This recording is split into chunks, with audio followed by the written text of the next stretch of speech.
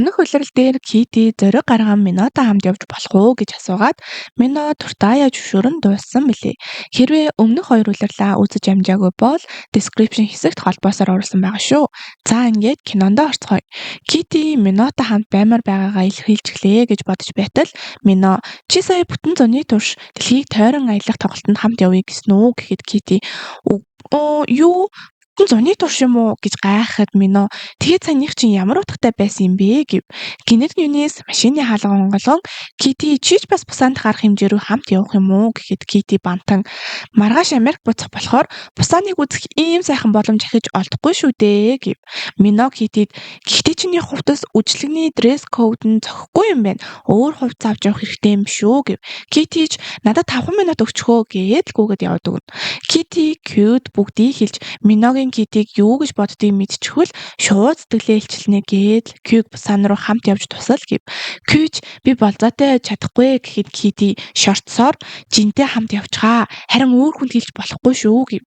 Кюжинд бүхнийг тайлбарлан ятгасаар байгаад хамт явахаар болоход дэй би ч бас хамт явъя. Юритэй уулзах хэрэг байна гээд хүрээд ирнэ. Юнис Юри болон бусад найзууд урьдчилж л дээ. Энэ удаагийн усан онгоцны үдшилгэний гол дүр нь Юнис учир тэд хамт явж байгаа нь энэ байж. Кити Минотой хоёулахна цагийг өнгөрөх боломж хайсаар л ингээд бүгд Пусан цуглацгааж хоттой танилцсан зугаалцгаана. Мино Кити хоёр аль аль нь хоёулахна хамт байхыг хичээх боловч Кюгээс бусад найзууд нь төмөс царайлаад саад болсоор л байдаг. Мино Кити зориулан идэх юм аваад өгөх гэтэл дэй Миног дагуулад өөр тийшээ яваа л өгнө. Зураг авахлах гээд хамт суухаар голоор нь хэнийг ороод ирнэ. Ашгүй эцэст нь кабел карт суух үед Кити туслан Минотой хоёулахна явж чаддаг. Тэд хоёулахна болсон тул тэдний сандрал догтлол зэрэгцээд ярих учраа олж ядсаар байтал Миногийн аав Мино руу залган Юнисийн менежерээр ажиллаад үзээ. Би чамд итгэж байна. Маш нэхур хандаарай гэв. Мино аавдаа үнэлэгдэх энэ мөчийг маш удаан хүлээсэн учраас үнэхээр их баяртай байв. Китич Миногийн өмнөөс маш их баярлана. Гэвч тэд ярилцаж амжилгүй буцан ирж Мино ч яран яваад өгнө. Кити гонхтой үлдэгч явхаасаа өмнө заавал сэтгэлээ илчилнэ гэж өөртөө амлана. Ингээд үдшилэгч эхэллээ. Хаа сайгүй алдартнууд Кити хөлгийн тавцан дээр зогсож байтал хажуу талд нь Миногийн агентлагийн 3 шүлэм Миногийн гой сайхныг нь магтаад зуны аялан тоглолтоор л учир ургуулна энтэр гэсэн юм яриад л сууж байна. Тэгснээ гинт Китиг дуудаад уух зүйл захиална. Кити бүр гайхаад эргэн тойрноо хартал зөөгчтэй нийтлэн хувц өмсч гисэн байдаг. Тэгээд эднээс холдоод явж байтал Юри ч гэсэн Китиг зөөгч гэж андуурна. Тэгээд Китиг явхаасаа өмнө сэтгэлээ ижлэх гэж байгаагаа Юрид хэлтэл Юри ч дэмжинэ. Өөр хувцас олоход нь Китид бас туслана. Кити ч тэр дашинцтай үнэхээр үзэсгэлэнтэй харагдаж байлаа. Мино ч хайрын харцаар хараад гэтэл тэр дашинц нь Юнисийн үзүүлбэрт зориулсан тусгайлан чимгэлсэн гэрэл астдаг даашинц байх нь тэр.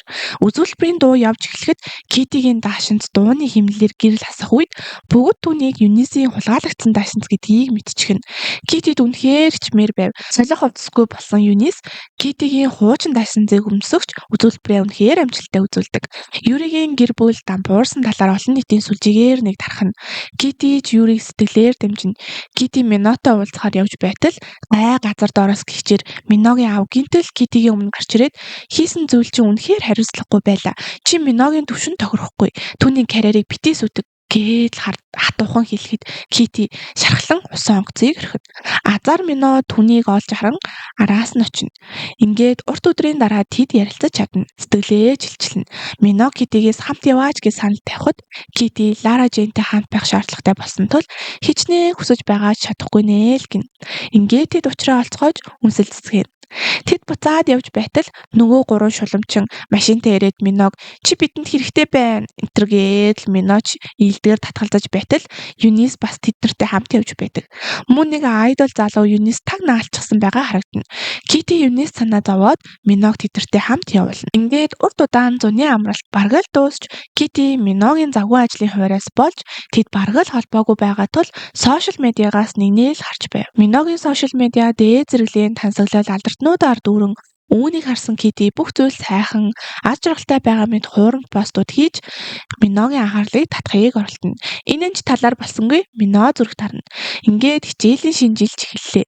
Китигийн үеэл Живон эмээгийнхээ гэрийг орхин мөрөөдлөө даган Кист багшилж эхэлнэ. Анх хүлээсэн Мино Кити хоёрын уулзалт боллоо гэтэл гэнэт нэг залуу гараад ирнэ. Түүнийг Мариус гэх бөгөөд Мино дэ хоёрын хуучны найз. Мөн тэдний шинэ өрөөний хамтрагч юм аж.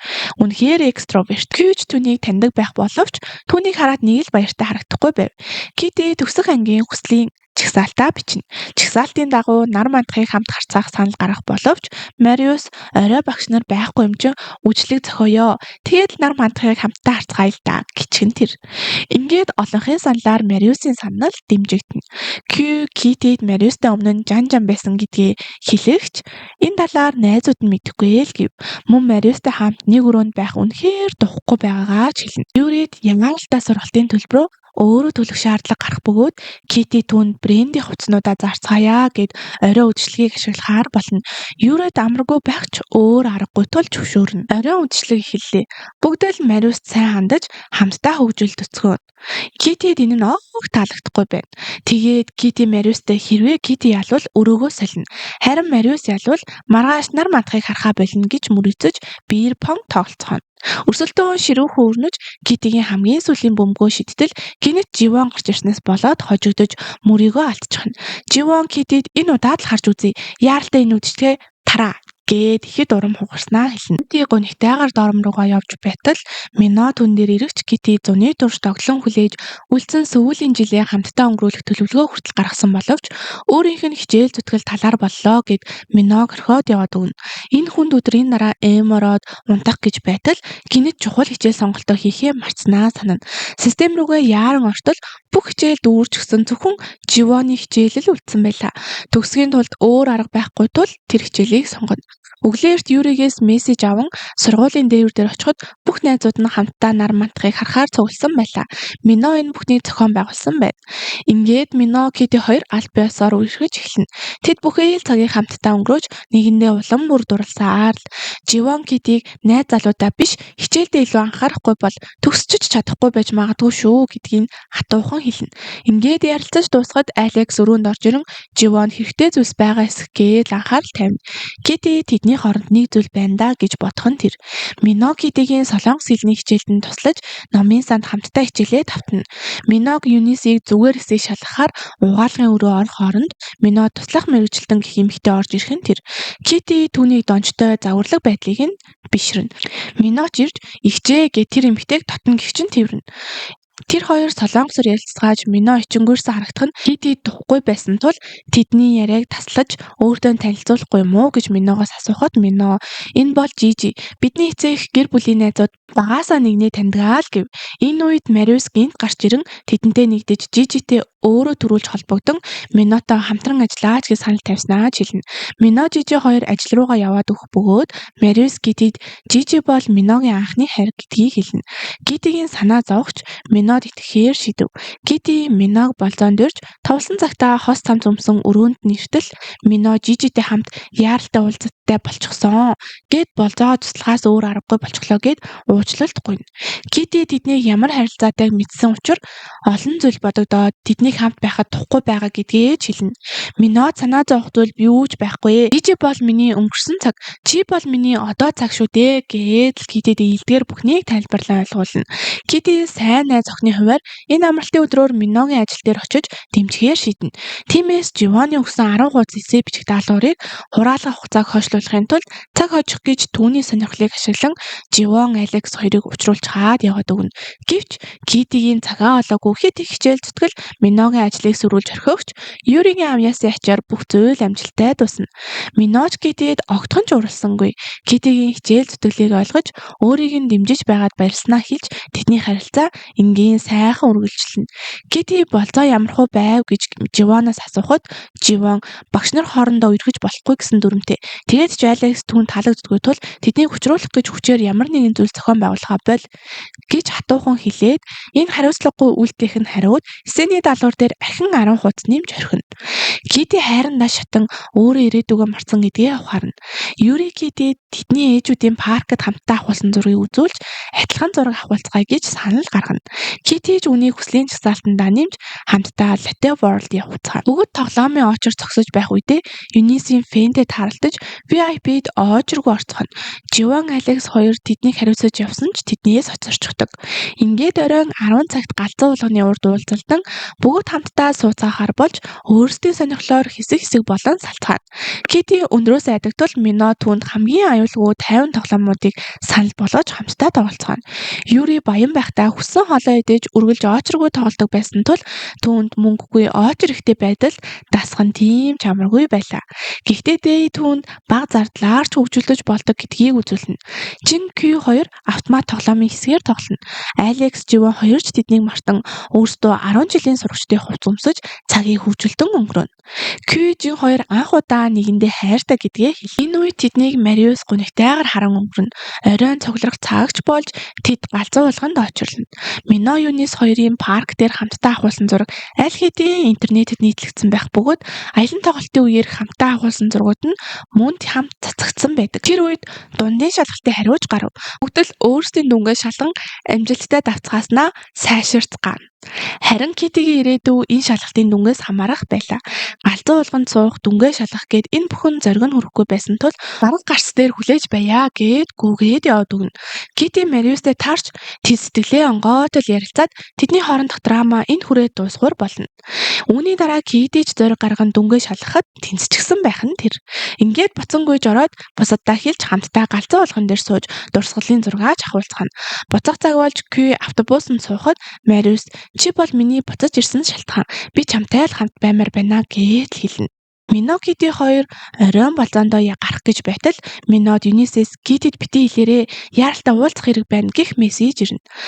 Мино Мариустай уулзах хэрэг гарчлаа гэж худал хэлээд яваад өг. Юнис Минод би жирэмсэн юм шиг байна гэж хэлнэ.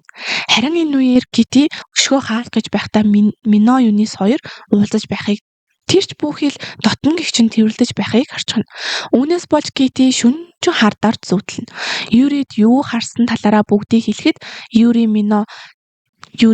Мино чамд унж тусдаг штэ юундаа санаа зовсон юм би түүнд итгээ гэж хэлээд загварын туслах ажил руугаа яваад өгнө. Китид өчигдөр юу болсон бүхнийг хэлнэ. Мөн Жинийг ээжтэйгээ танилцуулах гэж байгаагаа ч хэлнэ. Кити ч Минотой уулзахаар ирж өчигдөр Юнистэй хамт байхыг ч харсан гэв. Мино ч үнэнээ хэлэхэд тийм ээ хамт байсан. Гэтэ чамд өгөх бэлгийн санаа асуусан юм аа гэж хэлээд Китид хүзөөний зөвлөлд өгнө. Кити үнэхээр их баярлаж байв. Кити ургацын баяраар гэр бүлийнхэнтэй хамт хоол идэхийг хүссэн тул Миногоос тусламжгүй. Юри даргал ажил өөрт нь даатах нь гэж бодоод эртэл нохоогоо харж байгээд үлдээчгээд аялалд яваад өгнө. Дэгийн гэр бүл нөхөн төлбөрийн мөнгөөрөө өөрсдийн ресторанаа байгуулсан тул бүгд тэнд цуглацгаана. Кюгийн ээж Мариусыг хараад ихэд баярлаж тэдний хуучин олон дурсамжуудыг Жинд тоохч үгүй ярьж өгнө. Мөн Кюг бусадтай харьцуулж хангалтгүй байна гэж ихэд сүмжлэнэ. Жинч чимээгүй байж төвчлгүй Кюг шүмжлэх хэрэггүй. Тэр хангалттай сайн байгаа гэж хэлнэ. Китигийн эмээ болон Живон нар Живоныг сүүл рүү багшлахаар нүүснээс болж таагүй харилцаатай болсон байх бөгөөд Живон эмээдээ таны төлөвлөгөөгөөр биш өөрийнхөө амьдрмаар байна гэж хэлээд яваад өгнө.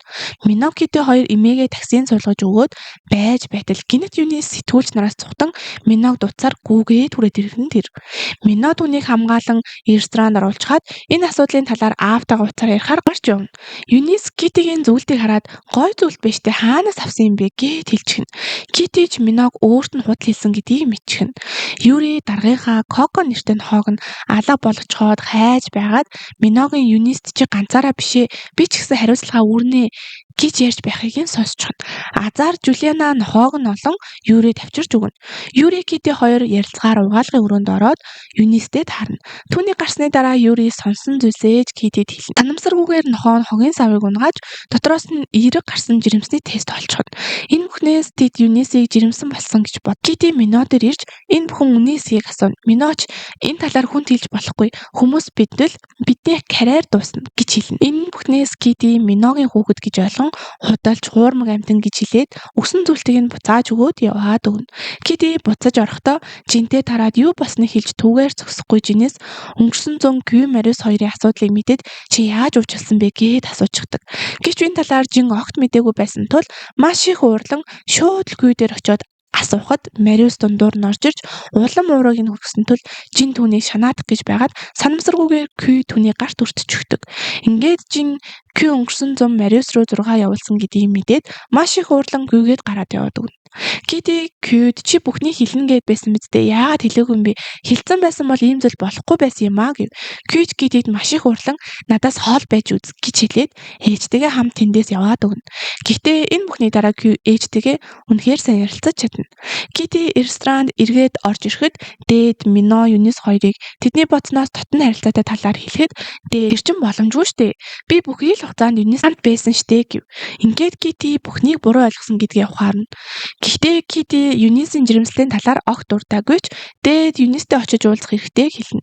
Дээд Юнистэй очиж уулзахад Китиг ачаалал стресстээс болж царийн тэмдэг нь оройтсан байсан юм шиг байлээ гэдгийг ч хэлнэ.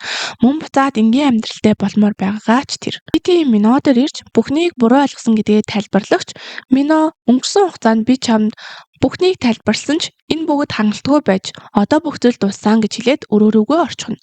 Кити Лара Жейн бүхнийг сүрүүлчихлээ өөрт нь хичин хэрэгтэй байна гэх дуут мессеж үлдээгээд өрөөндөө орно. Кити 2 хоног өрөөндөө бөгж байгаад амар царайтай амтан гарч иртэл Лара Жейн гал тогоонд нь жигнэмэг хийгээ зогсож байдаг. Кити түүнийг харсандаа үнэхээр баяртай байлаа. Ингээд болсон бүх драмаг түүнд ярьж өгнө. Эгчин түүнд өнгөрсөн бүхнийг мартаад ирээдүйнхээ талаар бодож эхлэх хэрэгтэй гэдгийг нь хэлнэ. Юнис Минотой уулзаж энэ их дарамтнаас салмаар байгаагаа хэлж карьераа дуусгуур болгоно. Мино аавдаа энэ бүхнийг хэлж хариуд нь ажлаасаа халагдана. Жижи Юригийн авьяасыг үнэлэн нарийн бичгийн ажил хийж байхаар өөрийнхөө карьерийг эхлүүлэх хэрэгтэй хэлнэ. Кити Лара Жейнаар Живонтой уулзаж Живоны хоолны туршилт байгаа байдлаас нь түүний жирэмсэн гэдгийг олж мэднэ.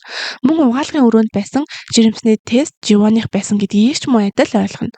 Хүүхдийн аав нь Алекс ч одоогоор тэр мэдээгүй байгаа гэдгийг Живон тэдэнд хэлнэ. Гэвч ч түүнийг зоригжуулан дэмжинэ. Ингээд Алекст хэлэхэд тэр үнэхээр баяртайгаар хүлээж авдаг. Кью Мариустай уулзсан сэтгэлээ зохицуулж бүхнийг дуусгар болгоно. Вина Жулианад энэ бүх хугацаанд Юрид сайн хэвээрээ гэдэг чи илт байгаад байна гэж хэлээд тэд салцгаадаг. Дээд Сөүлийн сургуулиас татгалцсан хариу ирэх бөгөөд өмнө нь мөнгнөөс болж тэнцэхгүй бол яана гэж боддог байсан ч мөнгө тийм ч чухал биш байсан гэдгийг ойлгоно. Мөн өөрийнх нь мөрөөдөл дуу хийх юм байна гэдгийг ч мэдэж авдаг. Ингээд Минотой хамт өөрсдийн дуугаа хийхээр болно. Кью жин дээр ирж уучлал гуйж эргэн нийлхийг хүсэгч жин маш ихээр шаргалсан тул шууд татгалзана. Лара Жейний бяцхан очлол үүгээр дуусч эргэн Америк руугаа явна. Кити түүнтэй хамт байх хугацаанд үргэлж өөрийн ирээдүйнхээ төлөө мөрөөдлийнхээ төлөө ямар нэг зүйл хийх хэрэгтэй гэдгийг ухааран өөрийн сурахыг хүсэж байсан Америкийн сургууль руугаа өргөдлөө явуулна. Кью Кититэй ярилцсан эцэст нь эргэн сайн найзууд болцгооно. Ингээд урдын адил тэдний холбоогүй байсан үед болсон бүх зүйлээ нэг нэгэндээ хэлцгэн. Хачиргалтай нь бараг л тэднээс бусад бүх найзууд нь ямар нэг байдлаар хоорондоо муудалцсан тэдний нөхөрлөл үнэхээр их бутарсан байдаг. Кити ч өөрийгөө үүнийг засах хэрэгтэй гэж бодно. Юри Сөүлийн загварын 7 хоногт бэлдэн өөрийн загваруудаа даргадаа харуулгач бүгдийг дахин хийх хэрэгтэй болно.